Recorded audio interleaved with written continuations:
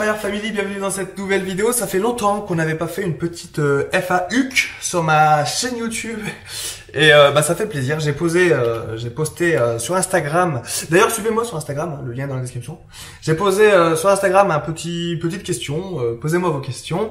Ça faisait longtemps que je l'avais pas fait. Alors j'ai pas eu beaucoup de réponses, mais normal parce que je tourne cette vidéo quelques heures après avoir posté ce post sur Instagram, cette story, ce qui fait que j'ai pas encore eu beaucoup de réponses, mais bon, je ferai plusieurs vidéos. J'ai notamment une petite question intéressante. Cela concerne l'argent à la BSPP. Donc c'est vrai que j'ai jamais fait de vidéo sur ça, donc on va en parler dans cette vidéo.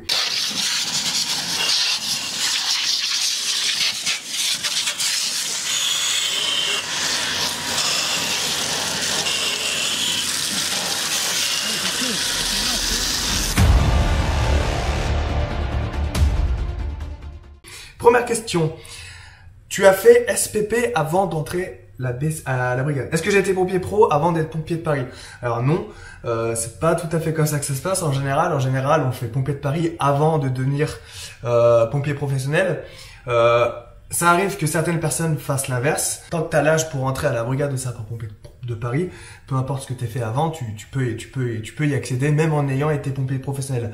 Mais en général, les gens font l'inverse. Alors je m'explique. Pour ceux qui ne le savent pas, pompier de Paris c'est militaire, donc c'est des contrats, d'accord, au début en tout cas. Après quand tu passes sergent de carrière, tu peux être comme un CDI en fait, tu peux être de carrière en fait, ce qu'ils appellent de carrière, c'est-à-dire que t'as plus de contrat, voilà, t'es plus sous contrat, t'es de carrière, donc ça c'est après sergent, voilà, sergent de carrière, les deux petites barres jaunes, voilà. Ça c'est quand tu fais carrière à la brigade. Mais sinon au début t'es sous contrat, donc quand tu t'engages pour 5 ans. Ensuite, tu re-signes à la fin de ces 5 ans, tu re-signes 5 ans. Enfin, maintenant, c'est plus tout à fait comme ça. C'est qu'au début, tu signes pour 1 an et après, tu re-signes pour qu'au total, ça fasse 5 ans. Il me semble, n'oubliez pas, hein, si je me trompe, parce que je suis pas forcément à jour, les commentaires, allez voir les commentaires et n'hésitez pas à me dire les actualités, si ça a changé, s'il y a des choses qui ont changé, hein, n'hésitez surtout pas. C'est vous aussi qui faites les vidéos. Mais je vous parle de mon expérience. Voilà, tu fais des contrats en fait. Donc tu commences, à la fin de ton contrat de 5 ans, tu re-signes pour enchaîner les contrats. D'accord? Donc à partir de sergent de carrière, là tu auras plus ce système de contrat, tu seras de carrière. Et après voilà, c'est un peu comme un CDI. Voilà. Quand tu es pompier professionnel, tu passes un concours. Ce concours te permet de devenir pompier dans un département. Pompier professionnel, c'est ton métier. Et là, tu es en CDI. Hein, clairement, tu es en CDI. En général, les gens, ce qu'ils veulent, c'est avoir un CDI. Parce que pour certaines personnes, un CDD, comme un contrat à la brigade, c'est précaire. Tu es sous contrat. C'est-à-dire qu'au bout de 5 ans, ça peut s'arrêter. Alors qu'un CDDI, tu peux, t'as signé pour toute ta vie, en fait, si tu veux. En gros, hein, je schématise. Donc en général, c'est pour ça que les gens, une fois qu'ils sont pompiers professionnels, ils restent pompiers professionnels parce qu'ils sont assurés d'aller jusqu'à la retraite. Tout simplement. C'est comme ça que ça se passe en général. Donc non, je n'ai pas été pompier professionnel avant la brigade. J'ai été pompier volontaire, j'ai été jeune sapeur-pompier et après la BSPP, j'ai passé le concours pro en 2013 dans le Nord que j'ai eu. J'ai eu le concours pro en 2013, donc je pouvais devenir pompier professionnel. Mais je t'avoue que les démarches pour entrer dans un département, déjà le concours c'est 1 an de préparation, 1 an de concours après parce qu'il faut faire les sélections, tout ça, les épreuves, l'oral, tout ça c'est vachement dur psychologiquement, tout ça, il faut se déplacer. C'est vraiment compliqué. Donc voilà, je l'ai fait, je l'ai eu. Et après il y a encore des démarches parce qu'il faut rentrer dans un département. Ces démarches-là, pareil, elles m'ont pas motivé en fait parce que du coup j'ai même pas tenté de rentrer dans un département. J'ai vu le nombre de candidats qui avaient réussi le concours, le peu de places qu'il y avait dans les départements. Mon profil, je le trouvais pas terrible par rapport à d'autres personnes. J'étais face à des pompiers qui avaient des parcours incroyables, des diplômes, tous les stages chez les pompiers. Moi, avec mon profil, j'avais peu d'espoir, donc je me suis démotivé clairement, et j'ai préféré mener la vie de voyageur que je mène actuellement. Voilà, en gros, pour faire le raccourci. Voilà, donc je me suis j'ai un peu digressé sur mon parcours, mais c'est vrai que c'est des questions qu'on me pose souvent pendant mes lives, donc au moins vous avez la réponse dans cette vidéo. Ensuite, j'ai une autre question de la même personne, Clara, qui me pose: est-ce que tu t'en sortais niveau argent à la BSPP? Parlons argent. Argent à la BSPP. Alors sachez que quand vous vous engagez chez les Pompées de Paris, notamment le premier contrat que je ne sais pas parce que j'ai pas connu cette époque, mais en gros quand vous vous engagez la première année, donc c'est le premier petit contrat en fait. En gros, si j'ai bien compris, c'est un peu comme une période d'essai. Moi je le verrais plutôt comme ça. Dites-moi si je me trompe, n'hésitez pas. Mais en gros tu signes pour 1 an. Et après, une fois que tu as réussi ta formation, une fois que tu es dans ta caserne, tout ça, bah après ils te refont signer pour 5 ans. Il me semble que c'est comme ça, je suis pas très sûr. Mais il me semble aussi que cette période-là, du coup, la première année, t'es moins bien payé. 1000 €, si je me trompe pas. Pareil, n'hésitez pas dans les commentaires, hein, vraiment. Ça m'aide beaucoup parce que du coup, les gens qui se posent des questions, bah, peuvent avoir des informations véridiques à l'instant T. Si dans 10 ans, des gens regardent la vidéo, ça se trouve, les salaires auront changé. Donc au moins, n'hésitez surtout pas à mettre à jour en fait cette vidéo. Donc voilà, en tout cas, il me semble que c'est comme ça que ça se passe. Mais après, une fois que t'es dans ton contrat de 5 ans, donc moi, chose que j'ai fait, je me suis engagé à 18 ans, j'étais directement en contrat de 5 ans, et je touchais un peu plus de 1700 €. Donc il faut savoir que 1700 €, 1750, quelque chose comme ça, il faut savoir que 1750 €, pour moi, j'avais 18 ans, je n'avais aucun diplôme, pas le permis, j'avais rien en échec scolaire. C'était excellent, c'était une bonne paye, j'étais vraiment content de ce salaire. Après, c'est vrai que 1000 € en début de contrat, c'est un peu juste, je trouve. Mais bon, après, en général, quand tu commences ton contrat de la brigade, tu vis souvent chez tes parents, fais des allers-retours, ça peut passer. Mais c'est vrai que pour quelqu'un qui a une famille, tout ça, ça risque d'être un peu compliqué. Mais en tout cas, 1750 €, je trouve que c'est une bonne paye. C'est une bonne paye parce que t'as rien, enfin moi j'avais rien, peu d'espoir de trouver un autre métier. Je rentre chez les Pompées de Paris et je touche 1750 €, alors que beaucoup de mes amis lycéens, tout ça, qui finissent par exemple électriciens, bah, ils touchaient le SMIC, quoi. Donc ils touchaient 1200 €, 1100 €, quelque chose comme ça.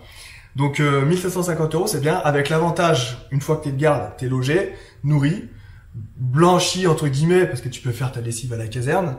Tu vois, il y a quand même des avantages, je trouve, hein. Et ensuite, SNCF, la SNCF, réduction sur la SNCF, 75%.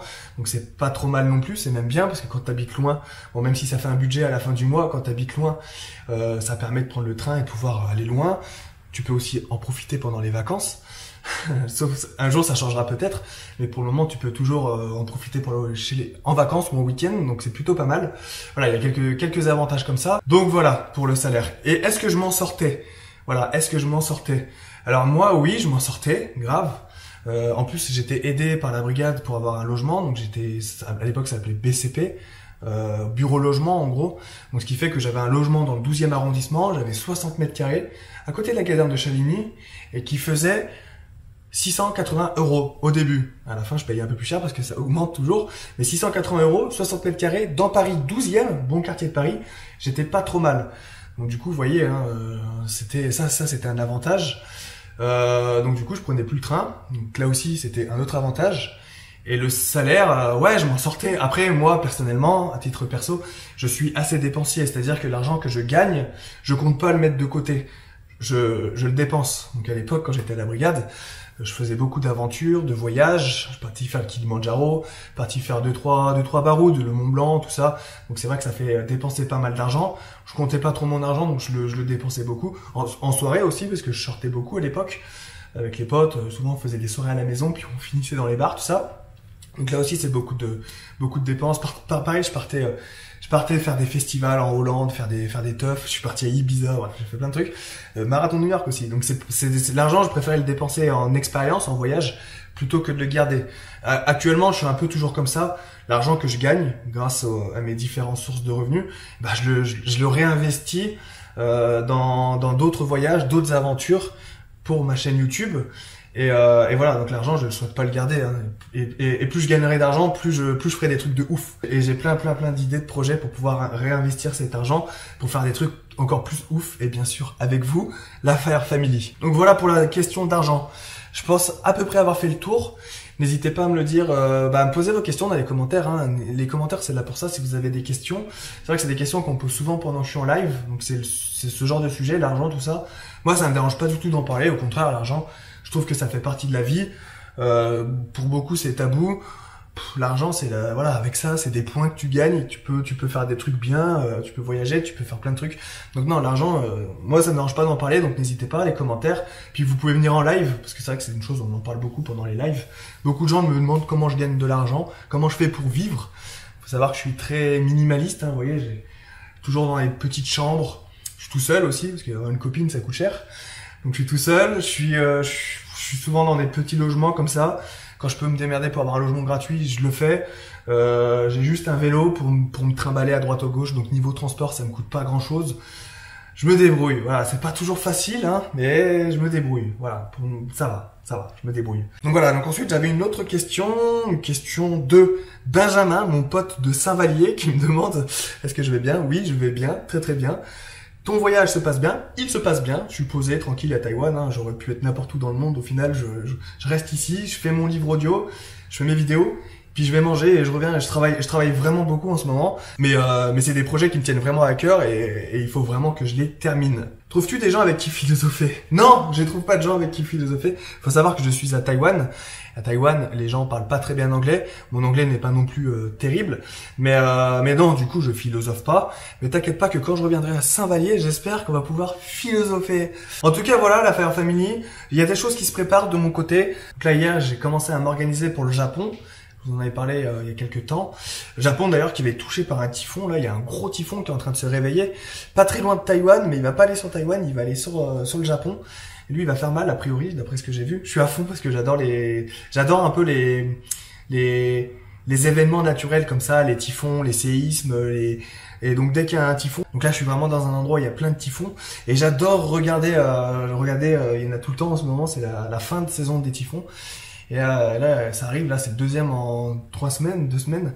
Mais celui-là, a priori, il va faire mal. Bref, le Japon, tout ça pour dire le Japon. Je suis en train d'organiser mon voyage, donc il y a grande chance que je parte pour le Japon. Je prends bientôt mon billet de train, donc quand j'aurai mon... Il n'y a pas de train qui part au Japon. Non, je prends bientôt mon billet d'avion. Donc voilà, pareil, là-bas, il y a une compétition grimpe qui s'organise. Ça sera la première fois qu'ils font ça. Donc voilà, bien sûr, j'ai été contacté pour pouvoir y aller. C'est cool, mais par contre voilà, il faut s'organiser. Je connais pas le Japon, donc ça va être une nouvelle aventure pour moi.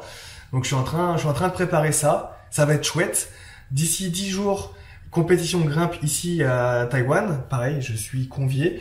Je dois faire la vidéo officielle pour la fin de cérémonie, pour la cérémonie à la fin. Je dois leur faire une vidéo, donc c'est cool. Et donc voilà, donc ça bosse de ouf. Voilà la Fire Family. C'est la fin de cette FAQ.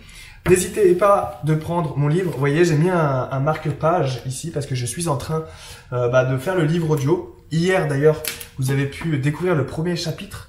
Donc voilà, je vous mets le lien ici, normalement, ici, le lien. Si vous voulez voir, écouter en tout cas le premier chapitre de mon livre audio que je suis en train d'enregistrer en ce moment.